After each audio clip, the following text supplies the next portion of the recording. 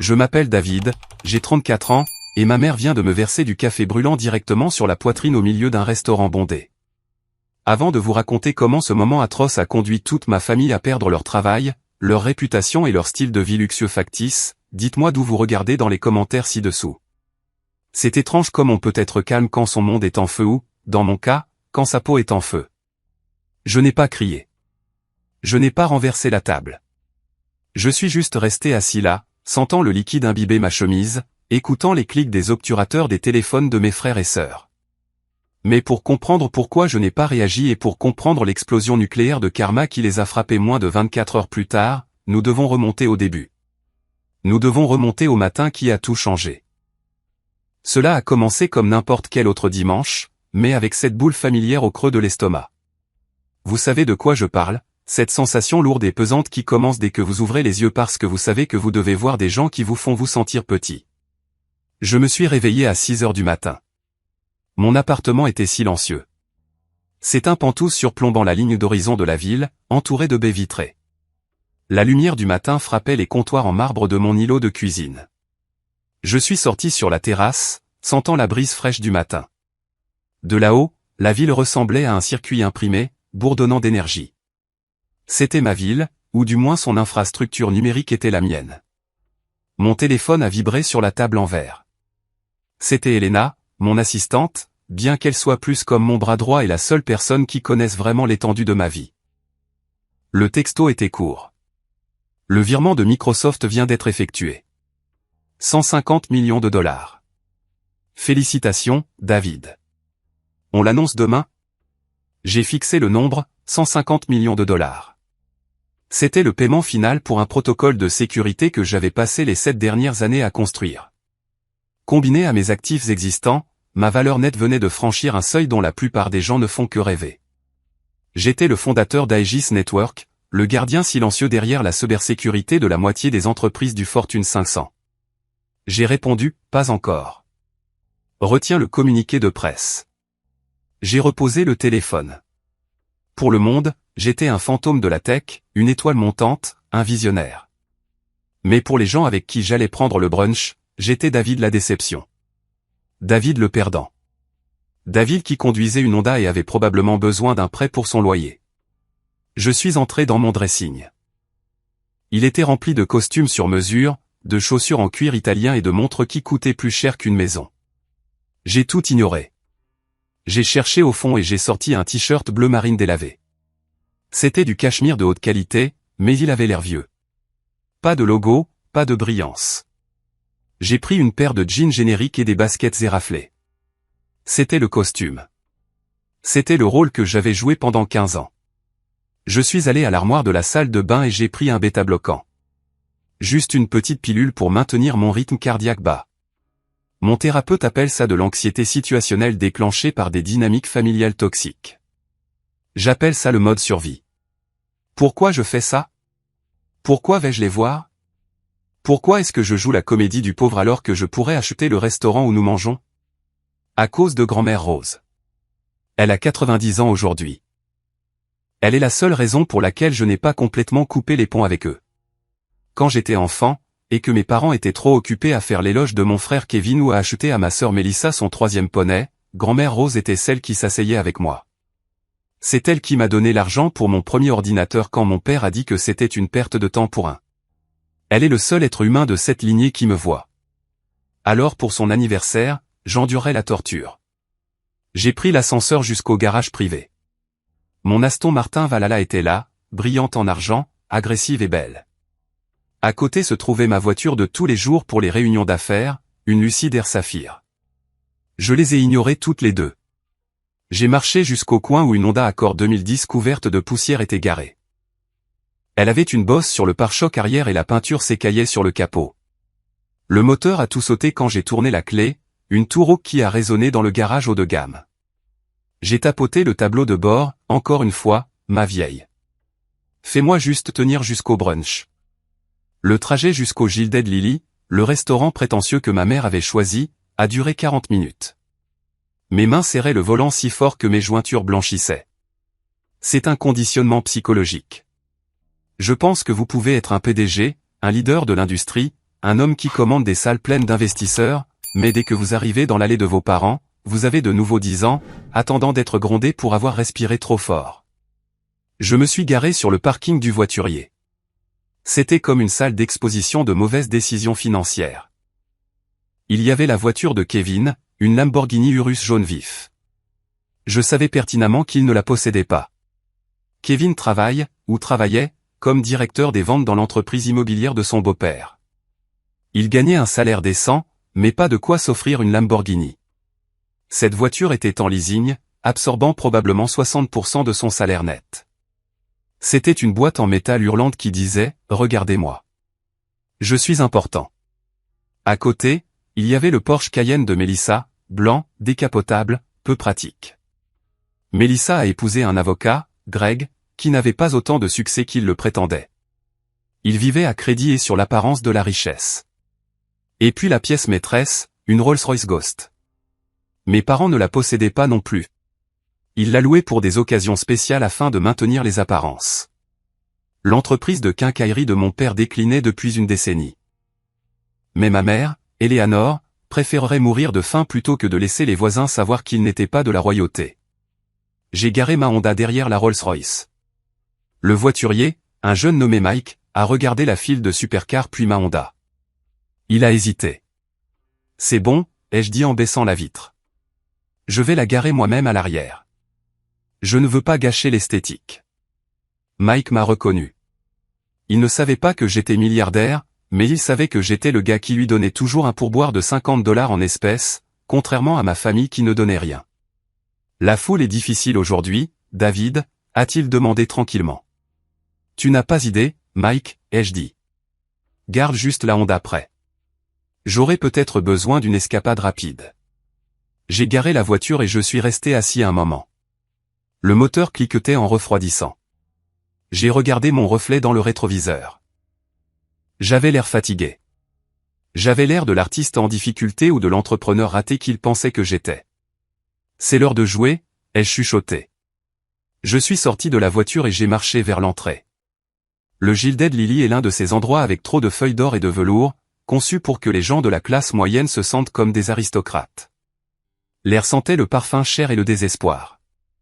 Je les ai vus à travers la vitre avant qu'ils ne me voient. Ils étaient déjà assis à la meilleure table au centre de la salle. Ma mère portait un chapeau trop grand pour l'intérieur, gesticulant sauvagement avec une flûte de champagne. Kevin riait, la bouche grande ouverte, frappant la table. Mon père regardait le menu avec un froncement de sourcils, calculant probablement combien cela allait coûter tout en prétendant que l'argent n'était pas un problème. Mon estomac s'est noué. J'ai voulu faire demi-tour. J'ai voulu remonter dans ma voiture, conduire jusqu'à l'aéroport et m'envoler pour mon île privée dans les Caraïbes. Mais j'ai alors vu une touffe de cheveux blancs à côté de ma mère. Grand-mère Rose. Elle regardait la porte, attendant. Je ne pouvais pas la laisser. J'ai poussé les lourdes portes en chêne et je suis entré dans la fosse aux lions. Je ne le savais pas encore, mais j'entrais dans le dernier repas que je partagerais avec ces gens. Je ne savais pas que dans une heure, la serviette sur mes genoux serait trempée de café et que, moins de 24 heures plus tard, la Lamborghini dehors serait sur une dépanneuse. Tout ce que je savais, c'est que je devais survivre au brunch. David. La voix a percé le brouhaha du restaurant comme un couteau. C'était Kevin. Il n'a pas fait de signe de la main. Il a pointé du doigt. Regardez tout le monde, le millionnaire est arrivé. Le sarcasme dégoulinait de sa voix. Les têtes se sont tournées. Des étrangers m'ont regardé, observant mon jean et mon t-shirt, puis ont regardé Kevin dans son costume tape à accent grave-l'œil. Ils ont souri d'un air narquois. J'ai continué à marcher, mon visage un masque d'indifférence. Joyeux anniversaire, grand-mère, ai-je dit, ignorant complètement Kevin, mais l'embuscade ne faisait que commencer. J'ai atteint la table et je me suis penché pour serrer grand-mère Rose dans mes bras. Elle sentait la lavande et le vieux papier, une odeur qui était le seul réconfort que j'avais connu dans mon enfance. Ses mains frêles ont agrippé mon bras avec une force surprenante. « Tu es venu ?» a-t-elle chuchoté, sa voix tremblante. « Je leur avais dit que tu ne manquerais pas ça. »« Je ne manquerais ça pour rien au monde, grand-mère, » ai-je dit doucement en l'embrassant sur la joue. « Eh bien, n'est-ce pas touchant ?» a coupé une voix aiguë. « Ma mère, Eleanor. » Elle ne s'est pas levée. Elle n'a pas souri. Elle m'a regardé de haut en bas avec des yeux qui auraient pu geler de l'eau. Tu es en retard, David. Et regarde-toi. C'est le 90e anniversaire de ta grand-mère, et tu arrives en ayant l'air de sortir d'une benne à ordures. Bonjour, mère, ai-je dit en tirant la chaise vide à côté de grand-mère.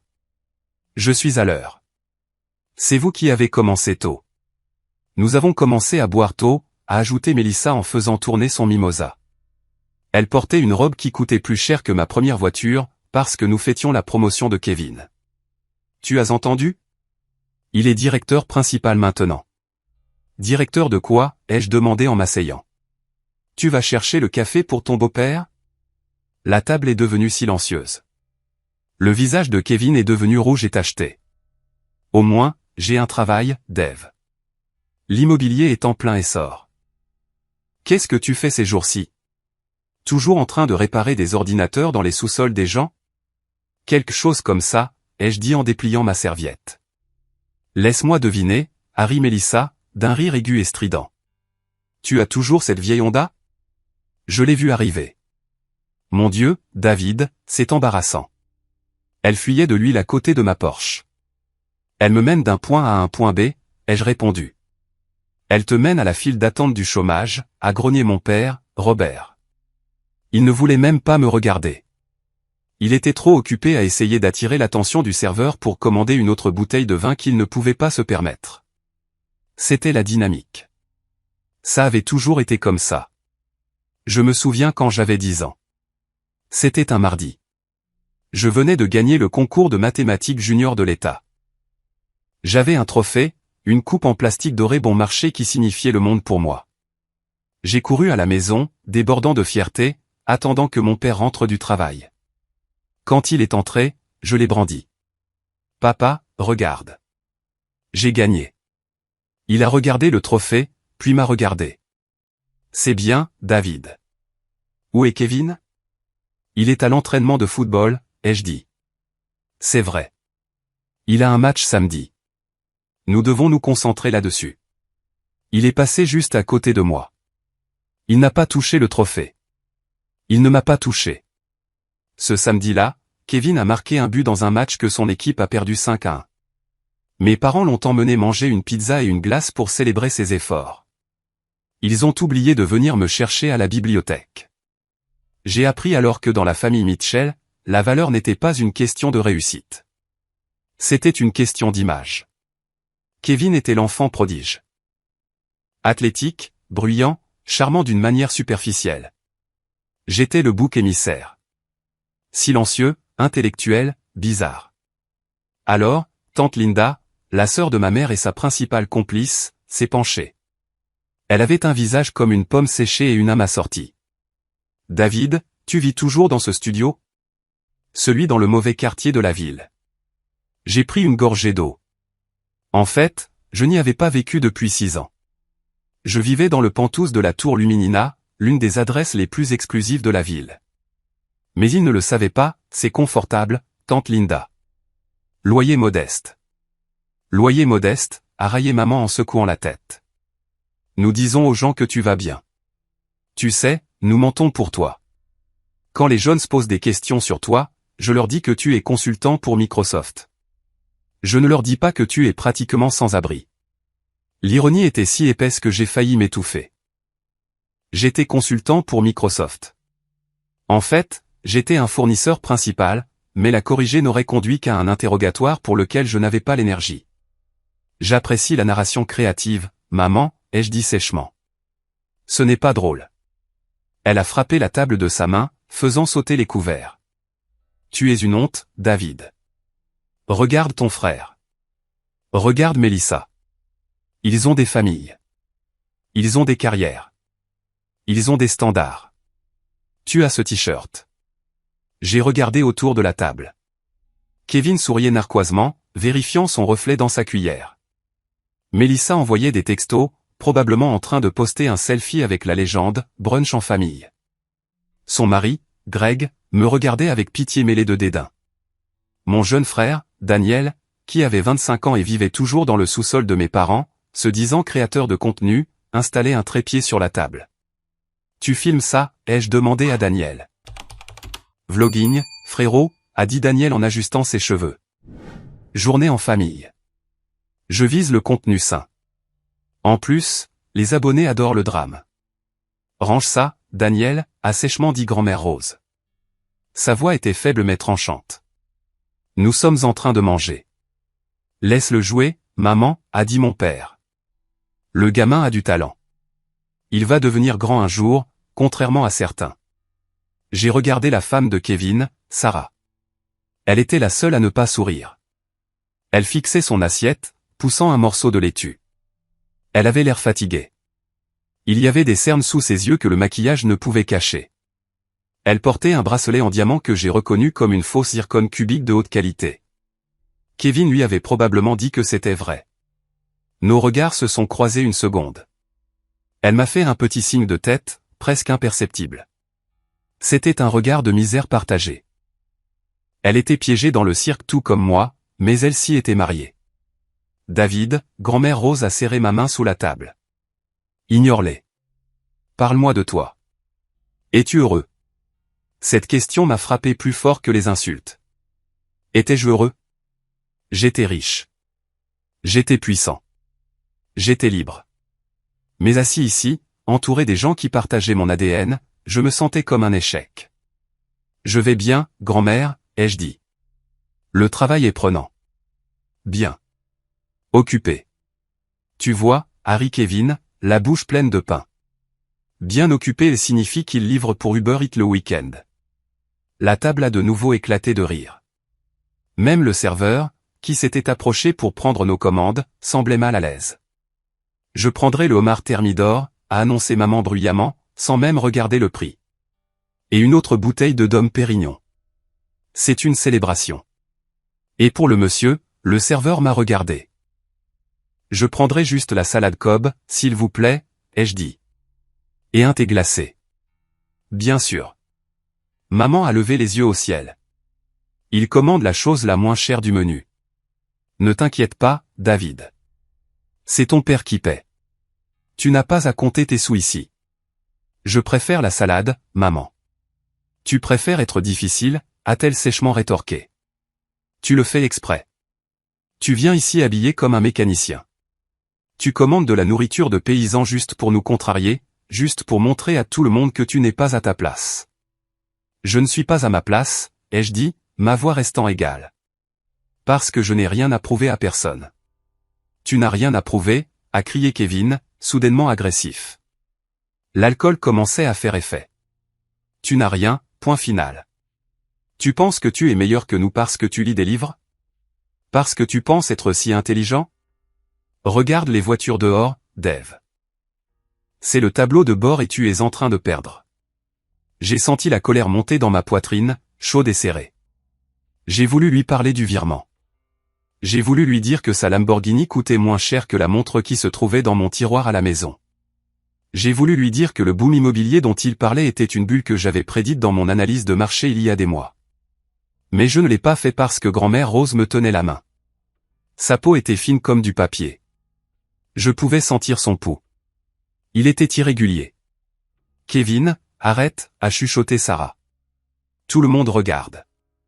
Laisse-les regarder, a déclaré maman. Peut-être que la honte le motivera enfin à faire quelque chose de sa vie. J'ai pris une profonde inspiration. Le bêta-bloquant faisait des heures supplémentaires. J'ai regardé par la fenêtre le parking. Ma Honda était là, poussiéreuse et humble, éclipsée par le luxe de la flotte de ma famille. C'était une métaphore parfaite. Eux n'étaient que façade, sans substance. Moi, j'étais tout moteur, sans peinture. Mais le moteur était sur le point de vrombir et la peinture était sur le point d'être décapée. Les entrées sont arrivées, d'immenses plateaux de fruits de mer et de foie gras qui coûtaient plus cher que mon premier semestre d'université. La conversation est passée de l'attaque contre moi au passe-temps favori de la famille, l'autocongratulation agressive. Alors, a commencé papa, se penchant en arrière et déboutonnant sa veste de costume parce qu'elle était trop serrée. Je parlais aux gars du club. Ils disent qu'on devrait envisager d'acheter une maison de vacances dans les Hantons. Les prix sont en hausse, mais on peut utiliser le capital de l'entreprise. Je savais pertinemment que le capital de son entreprise était négatif. J'avais fait une vérification des antécédents de sa société le mois dernier par curiosité. Il perdait de l'argent à flot. Les fournisseurs n'avaient pas été payés depuis 90 jours.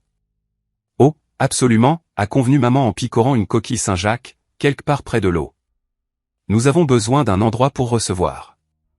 Avec la nouvelle promotion de Kevin, nous devrons accueillir plus d'invités de marque.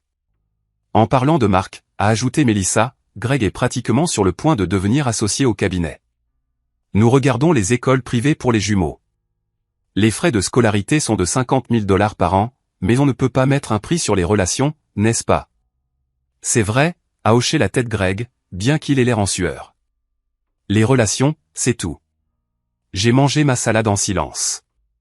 C'était un théâtre de l'absurde. Il construisait des châteaux en Espagne tout en se tenant sur des sables mouvants. Puis l'atmosphère du restaurant a changé. On pouvait le sentir. Le brouhaha s'est calmé, les têtes se sont tournées vers l'entrée. Un homme est entré. Il avait la soixantaine, les cheveux argentés, portant un costume impeccablement taillé mais discret. Il était entouré d'une aura subtile d'immense pouvoir. C'était Arthur Sterling, PDG de Sterling Capital, l'une des plus grandes sociétés d'investissement de Wall Street. Un homme valant 4 milliards de $. Ma famille s'est figée. Oh mon Dieu, a chuchoté maman en serrant ses perles. C'est Arthur Sterling. Tu le vois? Ne le fixe pas. Mais regarde, il vient par ici. Kevin a sifflé, en redressant sa cravate. Papa, arrange ton col. C'est le moment. Si on peut lui parler, peut-être lui présenter le fonds immobilier. Soyez cool, a dit papa en essuyant la sueur de son front. Tout le monde agissait naturellement. Ils se sont tous redressés, affichant leur visage de riches, sourire plaqué, menton levé. Alors que monsieur Sterling s'approchait de notre section, mon père s'est même préparé à se lever à moitié, prêt à tendre la main. Monsieur Sterling, a commencé papa, sa voix craquant légèrement. Je suis Robert Mitchell. Nous nous sommes rencontrés au. Arthur Sterling n'a même pas ralenti. Il a regardé à travers mon père comme s'il était un meuble. Il est passé devant Kevin, devant Mélissa, devant les yeux désespérés de ma mère, puis il s'est arrêté juste devant moi. Ma famille a retenu son souffle. Ils avaient l'air confus. Pourquoi s'arrêtait-il près des déchets? Monsieur Sterling m'a regardé. J'ai levé les yeux, mâchant un morceau de laitue. Je lui ai fait un petit signe de tête, presque imperceptible. Ne grille pas ma couverture, Arthur. Il l'a vu. Ses yeux ont pétillé. Il a compris. Nous avions conclu un accord 3 semaines auparavant où sa société avait acheté une participation de 5% dans ma filiale. Nous avions célébré avec un scotch de 50 ans d'âge dans mon bureau. Il savait exactement qui j'étais. Excusez-moi, m'a dit monsieur Sterling, sa voix polie mais distante. Je crois que vous avez fait tomber cette serviette. Il a montré la serviette en lin propre par terre. Ce n'était pas la mienne, mais c'était un geste, un prétexte pour me reconnaître sans m'exposer. Merci, ai-je dit en la ramassant. Bon déjeuner. À vous aussi, a dit Sterling. Il m'a fait un signe de tête complice, un signe de respect entre égaux, et s'est éloigné vers sa cabine privée. Ma famille m'a regardé fixement. Puis ils ont éclaté de rire. Oh mon Dieu, a crié Mélissa. Il a cru que tu étais le commis de débarrassage. Tu as entendu ça? Vous avez fait tomber une serviette. Il a littéralement cru que tu faisais partie du personnel. C'est inestimable. Kevin a essuyé une larme de son œil. Même Arthur Sterling sait que tu as l'air d'un employé. C'est le clou de mon année. C'est humiliant, a sifflé maman. Arthur Sterling voit mon fils et pense que c'est un serveur. Je pourrais mourir de honte. J'ai pris une gorgée de montée glacée. L'ironie était délicieuse. Ils étaient tellement aveuglés par leurs propres préjugés qu'ils ne pouvaient pas voir que l'un des hommes les plus puissants d'Amérique venait de s'incliner devant moi. Il avait l'air d'un homme gentil, a dit grand-mère Rose en me tapotant le bras. Il t'a regardé dans les yeux, David. Il n'a pas regardé les autres parce qu'il ne voulait pas attraper la pauvreté sur lui. Grand-mère, a ricané Kevin sous la table. Mon téléphone a vibré. C'était un texto de Sarah, la femme de Kevin. J'ai regardé discrètement. De Sarah? Je suis désolé. Je n'en peux plus. Kevin a épuisé nos cartes de crédit pour ce brunch. Il m'a demandé de redemander de l'argent à mon père. Je suis en train de me noyer, David. Je l'ai regardée. Elle fixait ses mains. J'ai répondu par texto. Tiens bon. Parle-moi après. À qui tu envoies des textos, a sèchement demandé maman. Range ce téléphone. C'est impoli. Nous passons un moment en famille. Un moment en famille pour m'insulter, ai-je demandé en posant le téléphone. C'est la tradition maintenant? Nous essayons de t'aider, a crié maman. Sa voix devenait plus forte, légèrement pâteuse à cause du champagne. Nous te critiquons parce que nous t'aimons. Parce que nous voulons que tu sois meilleur. Pourquoi ne peux-tu pas voir ça? Je n'ai pas besoin de votre aide, maman. Et je n'ai certainement pas besoin de vos critiques. Tu as besoin d'une prise de conscience, a claqué la main de mon père. Tu as 34 ans. Tu n'as rien. Pas de femme, pas d'enfant, pas de carrière, pas de bien. Tu es une impasse biologique. Ça a fait mal. Même avec 150 millions de dollars en banque, entendre son père vous traiter d'impasse biologique. Ça brise quelque chose en vous. Robert, a crié grand-mère Rose. Ça suffit. Excuse-toi auprès de ton fils. Non, mère, a dit papa. J'ai fini de le dorloter. Il doit se réveiller. Je pense que je vais y aller, ai-je dit en me levant. Ma chaise a raclé bruyamment contre le sol. Joyeux anniversaire, grand-mère. Je t'aime. Je t'appellerai plus tard. Assieds-toi. Maman s'est levée aussi, chancelante. Son visage était rouge. Tu ne me tournes pas le dos. Tu t'enfuis toujours. Tu es un lâche. Je ne m'enfuis pas, ai-je dit calmement. Je me retire d'une situation toxique. Toxique, a ri maman. Un son dur et cassant. Nous sommes les seules personnes qui se soucient de toi. Qui d'autre te supporterait? Tu te crois si spécial? Tu n'es rien. Tu es un déchet. Le mot est resté en suspens dans l'air. Déchet. Les gens aux autres tables regardaient maintenant. Les téléphones étaient sortis. Je pouvais voir les objectifs pointés vers nous. Assieds-toi, David, a commandé Kevin, essayant de paraître comme le mâle alpha. Ne fais pas de scène le jour de maman. Je m'en vais, ai-je dit. J'ai mis la main dans ma poche et j'ai sorti mon portefeuille. C'était un mince portefeuille en cuir noir. Je l'ai ouvert. Je n'avais pas de petites coupures. Je n'avais que des billets de 100 $ pour les urgences. J'ai sorti 5 billets de 100 $. 500 $, assez pour couvrir ma salade et la moitié du vin que je n'ai pas bu. J'ai jeté les billets sur la table. Ils ont atterri dans le beurrier. Ça couvre ma part, ai-je dit. Et le pourboire pour le pauvre serveur qui doit vous supporter. La vue de l'argent les a déconcertés une seconde. Pourquoi le frère pauvre avait-il 5 benjamins impeccables dans sa poche? Où as-tu eu ça? A demandé Mélissa en plissant les yeux. Tu as volé ça? Où tu vends de la drogue maintenant? Ça s'appelle un revenu gagné, Mélissa. Cherche sur Google. Je me suis tourné pour partir. C'était l'erreur. J'ai tourné le dos à Eleanor Mitchell quand elle était ivre et en colère. On ne tourne jamais le dos à un prédateur. N'ose pas me tourner le dos, a crié maman. Regardez ça, a-t-elle dit à la table. Regardez ça. C'est comme ça qu'on traite les gens qui embarrassent la famille. J'ai entendu le mouvement. J'ai entendu le hoquet de Sarah. J'ai entendu grand-mère Rose crier, Eleanor, non. J'ai commencé à me retourner. Et c'est là que le monde est devenu chaud et blanc. Les secondes avant une catastrophe semblent toujours s'étirer. Le temps se dilate. Je me souviens avoir vu la main de Daniel stabiliser le téléphone. Il souriait. Il ne me regardait pas. Il regardait l'écran, s'assurant que le cadrage était parfait. Il voulait capturer le drame. Il voulait le moment viral. Il l'a eu, mais pas celui qu'il voulait. Regardez ça, avait dit maman. Elle a attrapé la carafe en argent de café que le serveur venait de remplir. Il était frais, fumant, à au moins 88 degrés Celsius. Je me suis tourné juste au moment où son bras s'est avancé. Ce n'était pas un accident. C'était un lancer.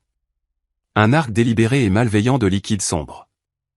C'est comme ça qu'on traite les déchets, a-t-elle hurlé. Le café m'a frappé en plein dans la poitrine. Il a éclaboussé mon cou et ma mâchoire. Il a instantanément traversé le fin cachemire de mon t-shirt. Pendant une microseconde, il n'y a pas eu de douleur, juste le choc de l'impact et l'odeur des grains torréfiés. Puis les nerfs se sont déclenchés.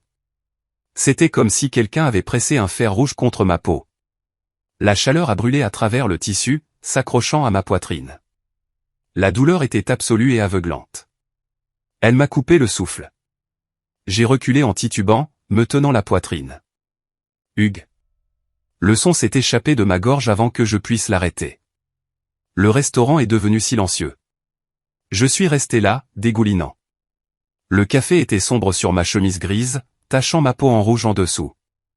Je haletais, essayant d'éloigner le tissu chaud de ma peau, mais il était collé. Puis le son a commencé. Le rire. Ça a commencé avec Kevin. Un petit rire qui s'est transformé en un grand éclat. Dans le mille. Beau tir, maman. Puis Mélissa s'est jointe. Oh mon Dieu, regarde-le. On dirait un rat mouillé. Daniel zoomait. Yo, tu as vu ça? Maman est passée en mode sauvage. World Star. Maman se tenait là, la carafe vide toujours à la main. Elle n'avait pas l'air horrifiée. Elle avait l'air triomphante. On aurait dit qu'elle venait de gagner un prix. Peut-être que ça te réveillera, a-t-elle ricané. Les gens qui ne se respectent pas ou ne respectent pas leur famille doivent être lavés. Ma peau cloquait. Je le sentais. Des brûlures au second degré, au moins. J'ai regardé grand-mère Rose. Elle se tenait la poitrine, son visage pâle. On aurait dit qu'elle faisait une crise cardiaque. David, a-t-elle sifflé.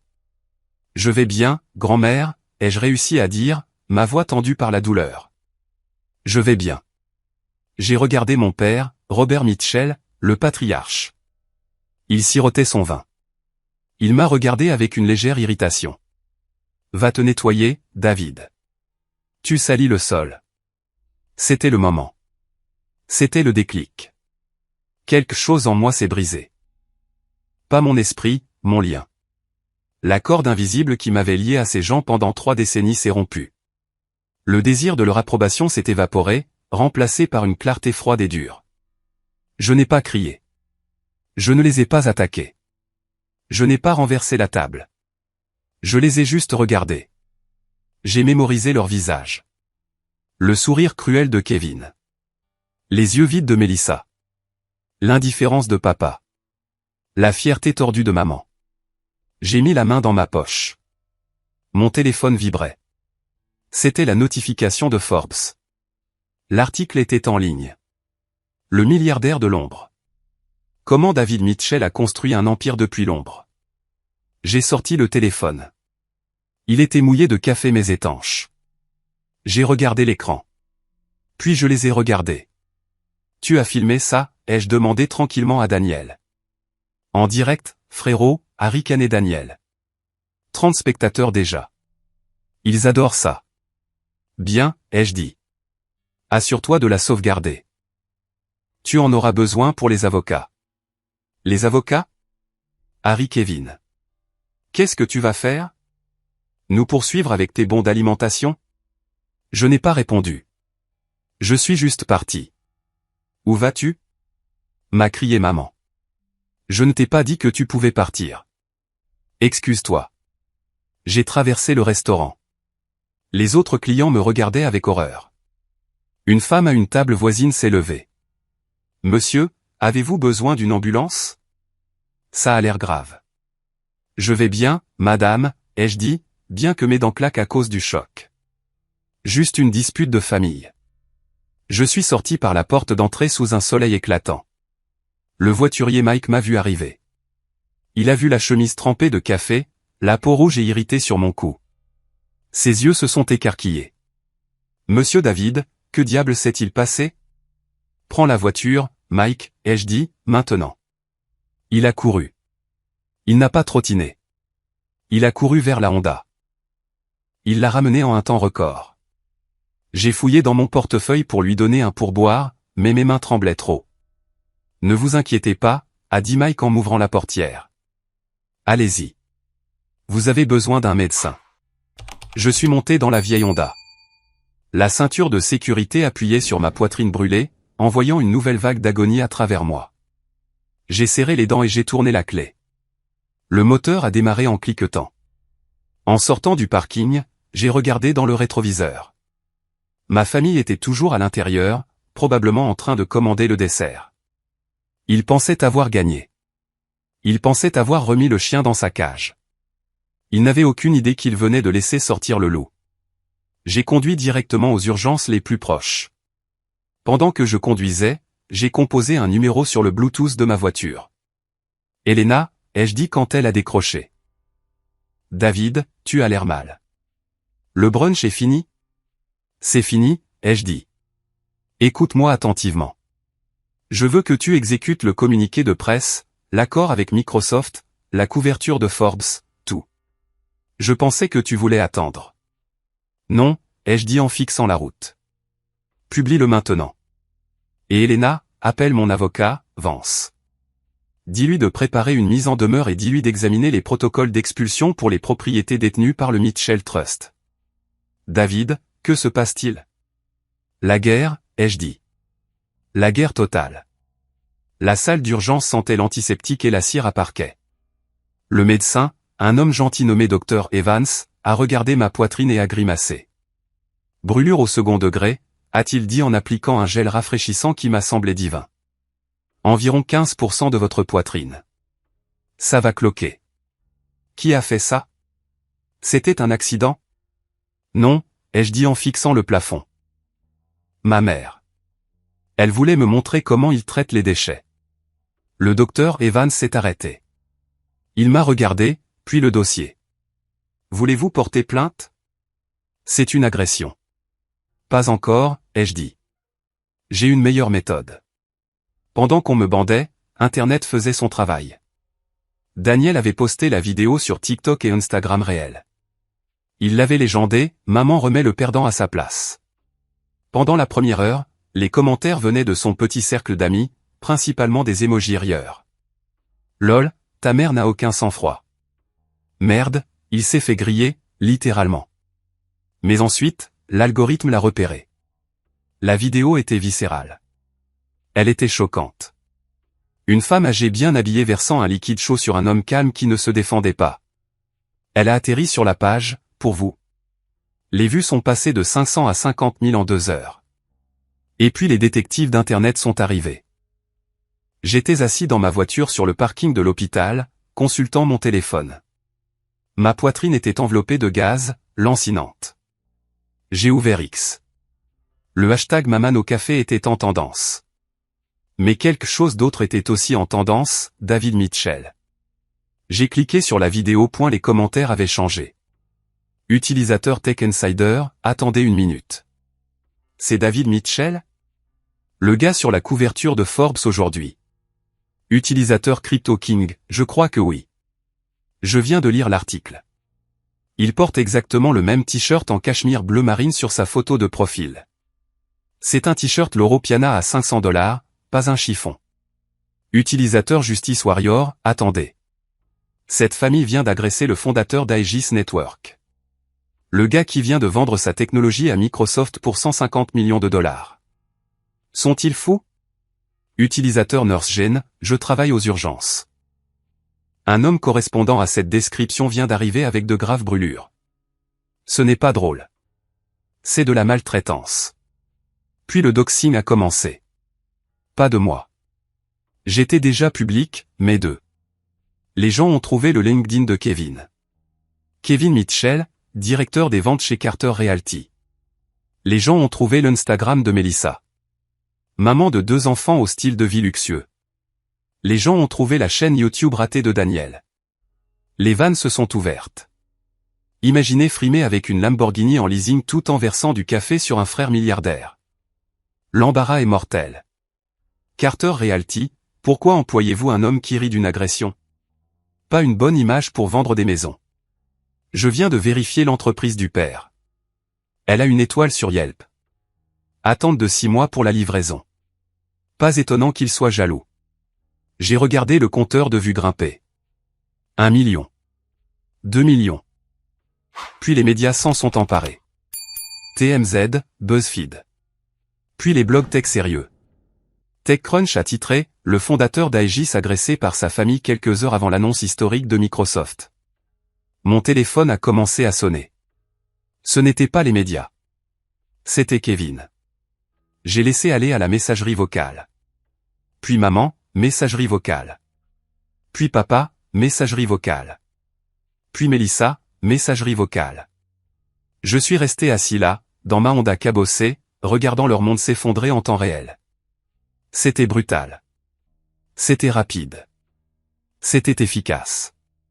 C'était exactement ce qu'ils méritaient. Mais je n'avais pas fini. J'ai conduit jusqu'à Montpentouse. J'ai garé la Honda à côté de l'Aston Martin. J'ai pris l'ascenseur. Elena m'attendait avec une poche de glace et une tablette. « Ça va ?» a-t-elle demandé, le visage pâle. « Ça va ?» ai-je dit. « Quelle est la situation ?» « C'est un bain de sang », a-t-elle dit. La vidéo a 10 millions de vues sur toutes les plateformes. La section des commentaires est à 99% de votre côté. Les gens demandent l'arrestation de votre mère. Bien. Et leurs emplois. C'est dimanche, donc les bureaux sont fermés, a dit Elena. Mais quoi? Mais.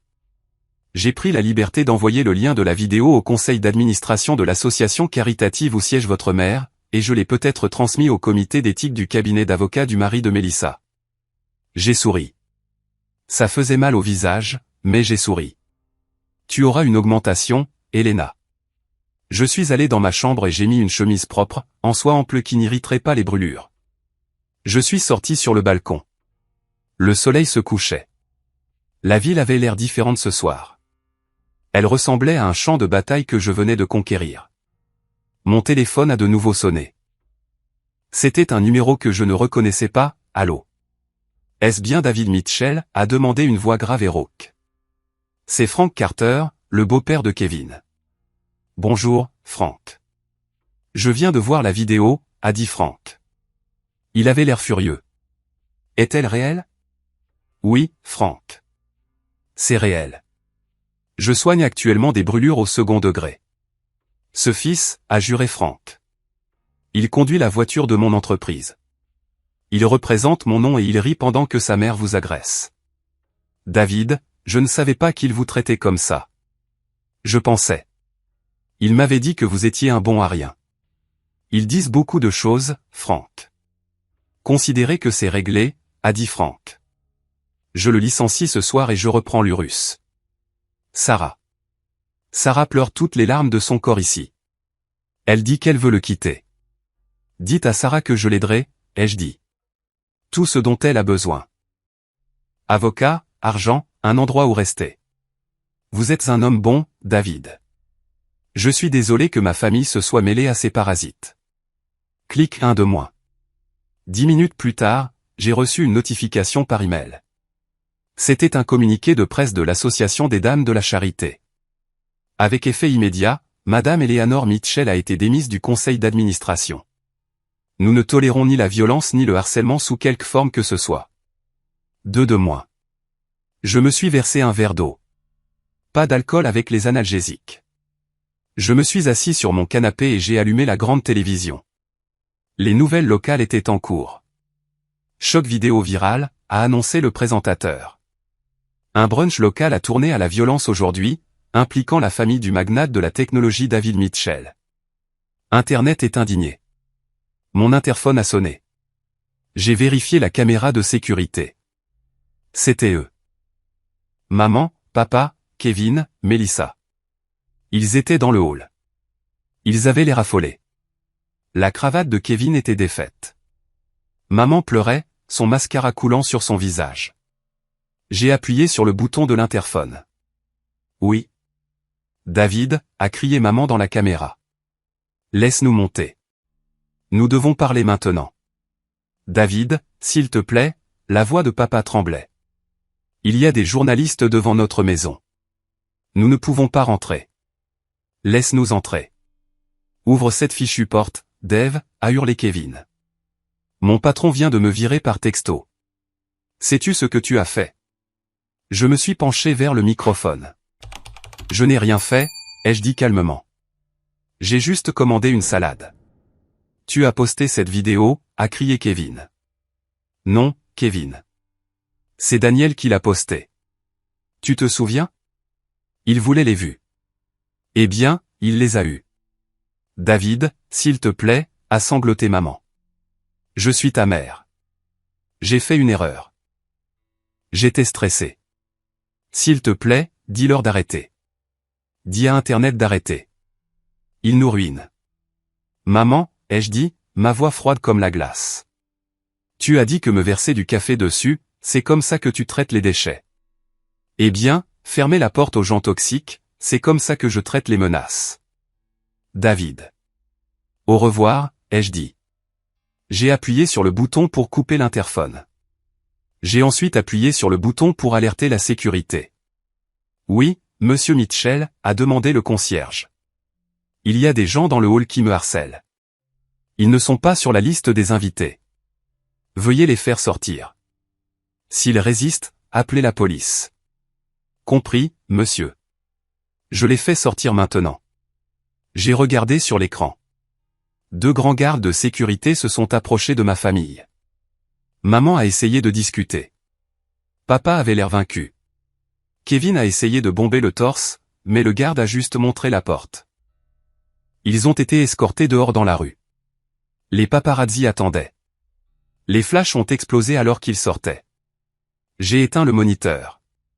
Le lendemain matin, lundi, fut le jour du jugement. Je n'ai pas beaucoup dormi à cause de la douleur à la poitrine. Mais quand je me suis réveillé, le silence dans mon pantouse était différent. Ce n'était plus le silence de la solitude. C'était le silence de la paix. J'ai vérifié les marchés. L'action de Microsoft était en hausse. Aegis Network était en tendance. Ma valeur nette personnelle s'était officiellement établie à 210 millions de dollars, tous actifs confondus. Puis j'ai vérifié les nouvelles sur ma famille. C'était un carnage. Le rapport des retombées, Kevin, Frank Carter ne plaisantait pas. Il avait publié une déclaration publique rompant tous les liens avec Kevin. La voiture de fonction, la Lamborghini, avait été remorquée de l'allée de Kevin à 6 heures du matin. Les voisins l'avaient filmée et postée sur TikTok. Melissa, le cabinet d'avocats de son mari, Davenport et Associés, avait mis Greg en congé sans solde pour une durée indéterminée, en attendant une enquête interne sur une conduite indigne d'un membre du cabinet. Apparemment, rire pendant que quelqu'un se fait brûler ne passe pas bien auprès des clients haut de gamme. La banque avait également gelé leur ligne de crédit conjointe en raison de facteurs de risque inhabituels. Daniel, il était le seul à ne pas avoir été viré parce qu'il n'avait pas de travail. Mais il avait été banni de YouTube et de TikTok pour violation de leur politique sur le harcèlement. Sa chaîne avait disparu. Ses précieux 10 000 abonnés, disparus. Les parents, l'exclusion du conseil d'administration de l'association caritative n'était que le début.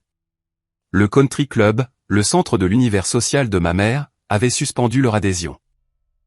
Nous visons à maintenir un environnement respectueux, lisait-on dans l'email qui a fuité dans la presse. J'étais assis là, buvant du café, glacé cette fois, et lisant les commentaires. Justice rendue. J'espère que David les poursuivra pour chaque centime. La meilleure vengeance est de bien vivre. Mon téléphone a sonné. C'était mon père. J'ai fixé le nom. Normalement, j'aurais paniqué. Je me serais demandé ce que j'avais fait de mal. Aujourd'hui, je ne ressentais rien. J'ai répondu en haut-parleur. Allô? David. Sa voix semblait vieille, vaincue. Mais il y avait toujours cette pointe de suffisance. Tu dois arranger ça. Arranger quoi? Tout. La presse, les emplois, la réputation. As-tu la moindre idée de ce que tu as fait à cette famille? Ta mère n'a pas arrêté de pleurer. Elle est sous sédatif. Elle m'a versé du café bouillant dessus, papa. As-tu demandé si je suis sous sédatif? C'était un accident. Elle a glissé. Nous savons tous les deux que c'est un mensonge.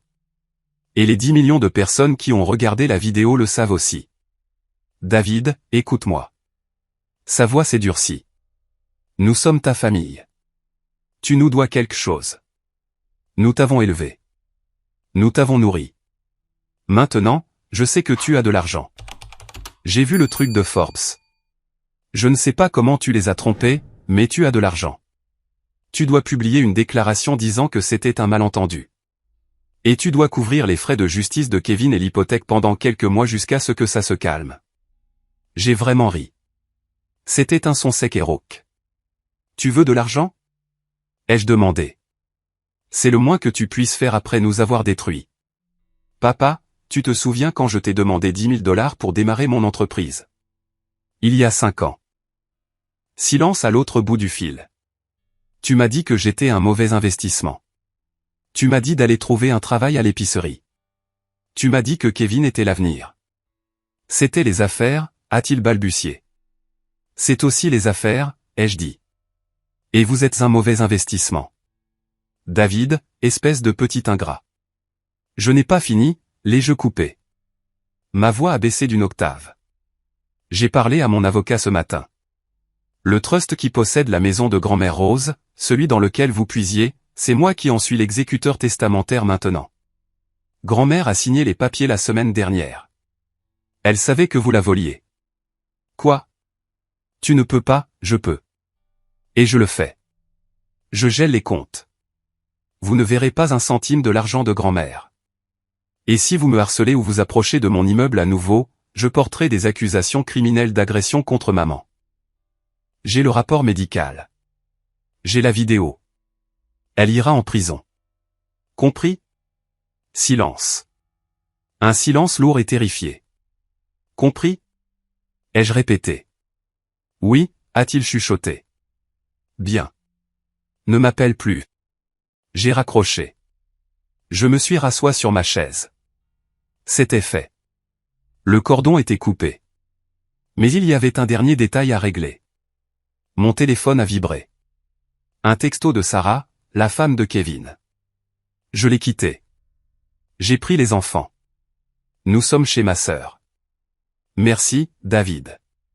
Te voir partir m'a donné la force de le faire enfin. J'ai répondu, je suis fier de toi. Vérifie ton compte en banque dans 1 heure. J'envoie une avance pour les frais de justice et le fonds d'études des enfants. Recommence à 0.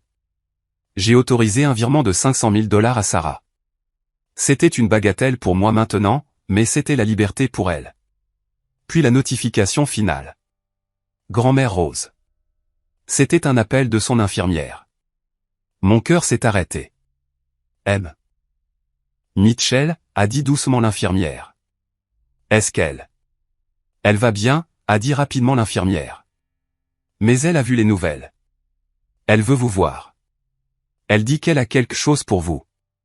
Quelque chose qu'elle cachait à vos parents. J'arrive, ai-je dit. J'ai attrapé mes clés. Pas les clés de la Honda. Je les ai jetées à la poubelle. J'ai attrapé la clé en cristal de l'Aston Martin. J'ai pris l'ascenseur jusqu'au garage. La bête argentée a rugi. Je suis sorti de l'immeuble, non pas en tant que David le bouc émissaire, non pas en tant que David la victime. Je suis sorti en tant que David Mitchell, milliardaire, survivant, et pour la première fois de ma vie, un homme libre. Mais je ne savais pas que le plus grand rebondissement était encore à venir. Grand-mère Rose avait un secret. Un secret qui expliquerait pourquoi mes parents me détestaient tant. Un secret caché dans un coffre-fort dont seul moi avais la clé. J'ai garé l'Aston Martin sur le parking des visiteurs du centre médical Holy Cross. Le moteur s'est tu dans un ronronnement, un contraste saisissant avec le chaos qui hurlait dans ma tête. Je n'étais pas ici en tant que PDG milliardaire. J'étais ici en tant que petit-fils de Rose Mitchell, la seule femme qui m'ait jamais regardé avec fierté plutôt qu'avec pitié. Son infirmière m'a rejoint au poste. Ses yeux se sont légèrement écarquillés quand elle a vu mon costume. Plus le t-shirt en lambeaux, mais un Tom Ford sur mesure gris anthracite qui me seyait comme une armure. Elle s'éteint, Monsieur Mitchell, a-t-elle dit doucement. Mais elle est lucide. Elle a refusé de prendre ses analgésiques jusqu'à votre arrivée. Je suis entré dans la chambre. L'air sentait les nettoyants stériles et les lys fanés. Grand-mère Rose avait l'air petite dans le lit, un paquet d'os et de peau pâle, mais ses yeux étaient vifs. Ils se sont immédiatement fixés sur moi. David, a-t-elle dit d'une voix rauque. Tu t'es enfin bien habillé. Je me suis assis à ses côtés, prenant sa main froide. Je l'ai fait, grand-mère. J'ai arrêté de faire semblant. Bien, a-t-elle chuchoté. Il était temps. J'ai vu les nouvelles à la télévision. Tu as mis le feu au monde, n'est-ce pas? J'ai juste dit la vérité, grand-mère. Elle a serré ma main, sa prise étonnamment ferme. Il y a quelque chose que tu dois savoir. Un secret que j'ai gardé pour te protéger, mais surtout pour protéger le nom de la famille, un nom qu'ils ont maintenant ruiné. Elle a montré le tiroir de la table de chevet. Ouvre-le. L'enveloppe bleue. J'ai ouvert le tiroir et j'ai récupéré une épaisse enveloppe scellée. Elle semblait lourde. Tes parents, a-t-elle commencé, sa voix gagnant en force par pure volonté. Ils t'ont toujours dit que tu étais le fardeau financier. Ils t'ont dit que Kevin était le succès, qu'il apportait de l'argent dans la famille. C'était un mensonge. J'écoutais, mon cœur battant contre mes côtes. Ton père a fait faillite il y a 15 ans, David.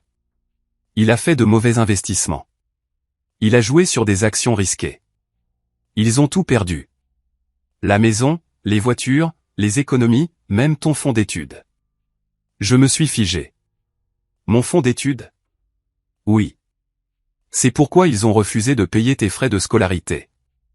Non pas parce qu'ils ne croyaient pas en toi, mais parce qu'ils avaient déjà volé l'argent pour payer les dettes de ton père. Ils avaient besoin d'un bouc émissaire. Ils avaient besoin d'une raison pour te refuser de l'argent sans admettre qu'ils étaient fauchés. Alors, ils ont créé le récit que tu n'étais pas méritant et irresponsable. Mon sang s'est glacé. Les années à travailler 3 emplois tout en étudiant l'ingénierie. Les nuits où j'ai eu faim. L'humiliation de les supplier pour l'argent des manuels et d'être moqué. Ce n'était pas de la discipline. C'était du vol. Je les ai soutenus pendant une décennie, a poursuivi grand-mère. J'ai payé l'hypothèque de leur maison. J'ai payé le mariage de Kevin. J'ai payé la compte de Mélissa. J'ai utilisé mon influence pour les forcer à t'inclure pendant les fêtes, menaçant de leur couper les vivres s'ils ne le faisaient pas. Mais je vois maintenant que j'ai nourri un monstre. Des larmes me piquaient les yeux. Pas pour moi, mais pour elle. Pourquoi ne me l'as-tu pas dit? Parce que je ne voulais pas que tu portes le poids de leur échec, a-t-elle dit. Je voulais que tu réussisses par toi-même. Et tu l'as fait. Tu t'es envolé, David. Plus haut que n'importe lequel d'entre eux. Elle a toussé. Un son rauque qui a secoué son petit corps. L'enveloppe, a-t-elle haleté. C'est une copie de mon Nouveau Testament. Je l'ai changé hier. Mon avocat, Monsieur Vance, a l'original. Lis-le plus tard. Promets-moi une chose, David. N'importe quoi. Ne les laisse pas détruire ce que j'ai construit. Et ne les laisse pas te détruire. Je le promets. Elle a souri, a fermé les yeux et a laissé échapper un long souffle tremblant. Le moniteur à côté du lit a ralenti son rythme.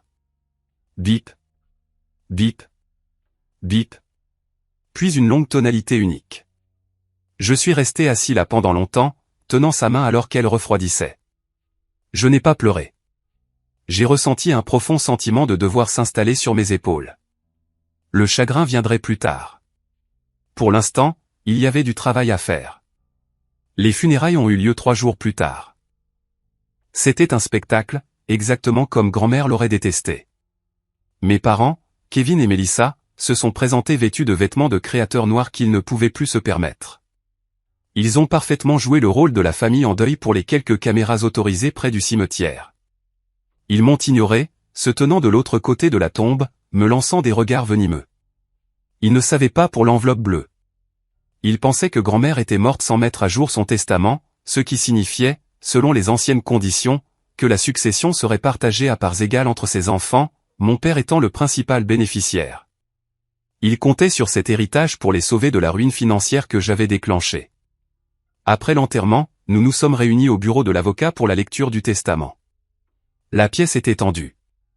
La table en acajou ressemblait à un champ de bataille. M. Vance, un homme sévère avec des lunettes à monture métallique, était assis en bout de table. Il a regardé ma famille avec un dégoût à peine voilé. Procédons, a dit Vance. Va droit au but, Vance, a dit papa en tapotant des doigts sur la table. On connaît la chanson. Partagée en 3 entre les frères et sœurs. Dis-nous juste quand les fonds seront débloqués. Nous avons des problèmes de liquidités immédiats. Ouais, a marmonné Kevin. Je dois récupérer ma voiture. Vance a ajusté ses lunettes. Je crains que vous ne vous trompiez, monsieur Mitchell. Le dernier testament auquel vous faites référence a été révoqué il y a 4 jours. Ceci est le Nouveau Testament, signé et attesté par moi-même et le médecin de madame Mitchell. L'air a quitté la pièce. Révoqué, a crié maman. Elle était sous morphine. Elle n'avait pas toute sa tête. Nous le contesterons. En fait, a dit calmement Vance en lisant un fichier vidéo sur son ordinateur portable. Nous avons enregistré la signature pour garantir sa compétence. Elle était parfaitement lucide. À l'écran, grand-mère Rose parlait clairement. Moi, Rose Mitchell, saine d'esprit, révoque par la présente tous les testaments antérieurs. Mes parents ont regardé avec horreur. Vance a continué à lire. À mon fils Robert et à sa femme Eleanor, je lègue la somme d'$1. C'est un montant symbolique pour reconnaître votre relation, garantissant que vous ne pourrez pas prétendre avoir été oublié. $1, a chuchoté papa, son visage devenant gris. À mes petits-enfants, Kevin et Melissa, a lu Vance. Je ne leur lègue rien. Vous avez reçu votre héritage sous forme de sauvetage et de cadeaux au cours des 15 dernières années. Le puits est à sec. Kevin s'est levé. C'est des conneries. Cette vieille sorcière. Assieds-toi, ai-je dit. Ma voix n'était pas forte, mais elle portait le poids d'un PDG habitué à commander. Kevin s'est assis. À mon petit-fils David, Vance m'a regardé. Je lègue l'intégralité de ma succession. Cela comprend le portefeuille d'investissement, la collection de bijoux, les droits sur le nom de la famille et les biens immobiliers situés au 450 Highland Avenue et au 12 Oak Street. Maman a halté. 12 Oak Street? C'est notre maison. Oui, a hoché la tête Vance. L'acte de propriété était au nom de madame Mitchell. C'est maintenant la propriété de David. Le silence qui a suivi était lourd, épais de panique. Alors, papa m'a regardé, ses yeux écarquillés de peur. Tu possèdes notre maison. C'est exact, ai-je dit en me penchant en arrière sur ma chaise. Eh bien, maman a forcé un sourire tremblant. Ça reste dans la famille. Alors on peut s'arranger. Peut-être un loyer symbolique. Je me suis levé. J'ai boutonné ma veste. J'ai regardé les gens qui m'avaient versé du café dessus, qui avaient volé mon fonds d'études, qui m'avaient traité de déchet. Vous avez 30 jours pour quitter les lieux, ai-je dit. 30 jours, a crié Kevin. Où sommes-nous censés aller? Je ne sais pas, ai-je dit en me dirigeant vers la porte. Essayez peut-être le monde réel. J'ai entendu dire que c'est difficile là-bas. David, a crié maman en se jetant par-dessus la table pour saisir mon bras. Tu ne peux pas faire ça. Je suis ta mère. Nous sommes une famille. J'ai regardé sa main sur mon costume cher. Je l'ai doucement mais fermement retiré. Non, ai-je dit. Vous avez été très clair au brunch. On ne traite pas les déchets comme de la famille. Et maintenant, les ordures sont propriétaires de la décharge. Je suis sorti du bureau. Derrière moi, j'ai entendu des cris, des pleurs et le fracas d'une chaise jetée. C'était le son d'une dynastie qui s'effondrait. 1 an plus tard, le temps est une chose étrange. Il guérit rapidement les blessures physiques. Les brûlures sur ma poitrine ne sont plus que de légères cicatrices argentées que je ne vois que lorsque je regarde de près dans le miroir. Mais la guérison psychologique, cela prend plus de temps. Je me tenais sur le balcon de mon nouveau bureau. Aegis Network s'était développé. Nous venions d'ouvrir notre siège européen à Londres. La vie était occupée, mais c'était un bon type d'occupation, productif, significatif. J'ai vérifié ma montre. J'avais un déjeuner d'affaires avec Sarah. J'ai conduit l'Aston Martin jusqu'à un joli bistrot en ville. Pas le Gilded Lily. Je n'y suis jamais retourné.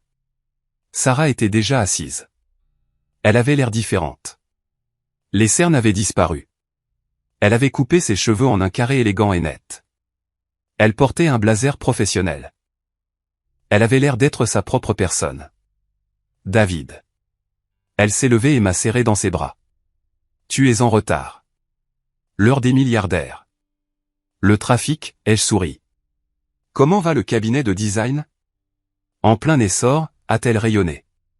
Merci pour la recommandation à l'équipe de Microsoft. Obtenir ce contrat a tout changé. Je peux payer l'école privée des enfants sans demander la permission à personne.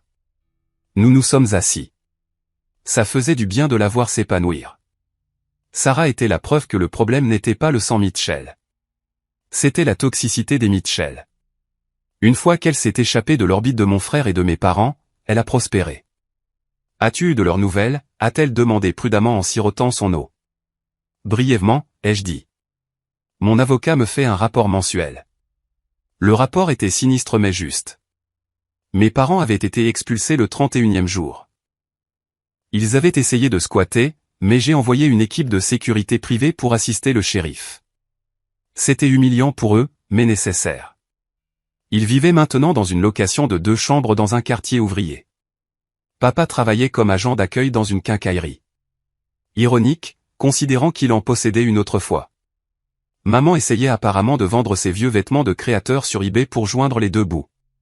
Kevin avait touché le fond après le divorce et le licenciement. Il ne pouvait pas trouver de travail dans la vente car son nom était toxique sur Google. La première chose qui apparaissait était la vidéo du café.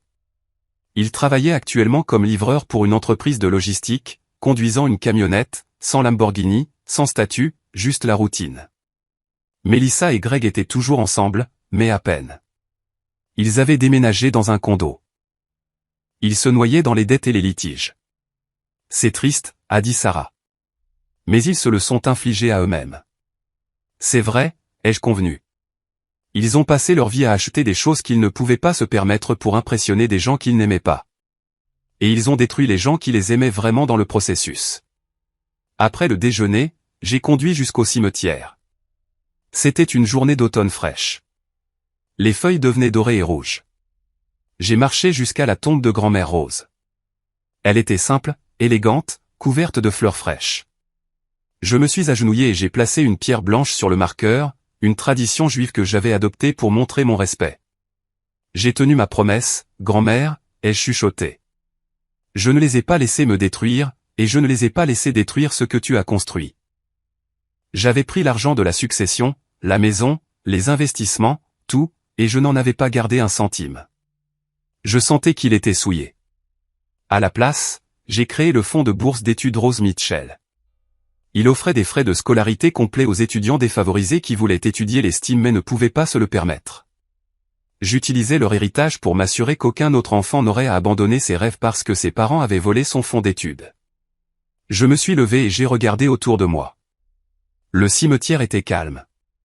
Pour la première fois en 35 ans, je ressentais une absence totale de bruit dans mon âme. Pas besoin de me prouver. Pas besoin de me cacher. Pas besoin de me rabaisser pour que les autres se sentent grands. Je suis retourné à ma voiture. En ouvrant la portière, une notification est apparue sur mon téléphone. C'était un texto d'un numéro inconnu. Je l'ai ouvert. C'était une photo floue et de mauvaise qualité de mes parents assis sur un banc de parc, l'air vieux et fatigué. Le texto disait, « Tu nous manques, Phil. S'il te plaît, appelle. » J'ai regardé la photo. J'ai ressenti une pointe de pitié, une attraction momentanée de culpabilité. C'étaient mes parents après tout. Mais j'ai alors touché la cicatrice sur ma poitrine. Je me suis souvenu de la chaleur du café. Je me suis souvenu du vol de mon avenir. Je me suis souvenu du rire quand j'avais mal. J'ai réalisé que le pardon ne signifie pas qu'il faut laisser le serpent revenir dans son lit. On peut pardonner au serpent d'être un serpent, mais on n'a pas à le laisser nous mordre à nouveau. J'ai appuyé sur « Bloquer le contact ». J'ai jeté le téléphone sur le siège passager. J'ai fait vrombir le moteur. Le son était un rugissement de triomphe. J'ai pris l'autoroute, me fondant dans la voie rapide, conduisant vers un horizon qui était enfin entièrement le mien. On entend souvent la phrase « Le sang est plus épais que l'eau », utilisée pour nous manipuler afin de tolérer les abus de la part des membres de la famille. Mais la citation originale complète est en réalité « Le sang de l'alliance est plus épais que l'eau de la matrice ». Cela signifie que les liens que nous choisissons de construire avec des amis, des partenaires et des alliés sont plus forts que les liens biologiques dans lesquels nous sommes nés. Mon histoire est extrême, mais son essence est quelque chose que beaucoup d'entre vous pourraient reconnaître. Peut-être êtes-vous le mouton noir. Peut-être êtes-vous celui qui est toujours critiqué, à qui on demande toujours de l'argent, ou qu'on fait toujours se sentir inférieur. Voici ce que j'ai appris. Vous ne pouvez pas changer les gens qui sont déterminés à ne pas vous comprendre. Vous ne pouvez pas acheter l'amour de gens qui ne vous apprécient que pour ce que vous pouvez fournir. La chose la plus puissante que vous puissiez faire est de fixer des limites. Ce n'est pas un acte de haine. C'est un acte de respect de soi. Quand j'ai finalement tourné la page, quand j'ai finalement cessé de chercher leur validation, je ne suis pas seulement devenu plus riche financièrement. Je suis devenu plus riche en esprit. Ne vous immolez pas par le feu pour tenir les autres au chaud, surtout s'ils sont ceux qui tiennent les allumettes. Je veux avoir votre avis. Avez-vous déjà dû couper les ponts avec un membre de votre famille toxique pour préserver votre propre santé mentale? Ou croyez-vous que la famille devrait être soutenue quoi qu'il arrive? Laissez un commentaire avec le mot « bien » si vous êtes d'accord que le respect de soi vaut plus qu'une fausse approbation. Ou partagez votre histoire ci-dessous. Je lis chaque commentaire. Merci d'avoir écouté mon parcours. Rappelez-vous, vous êtes l'architecte de votre propre vie. Ne laissez personne d'autre détenir les plans.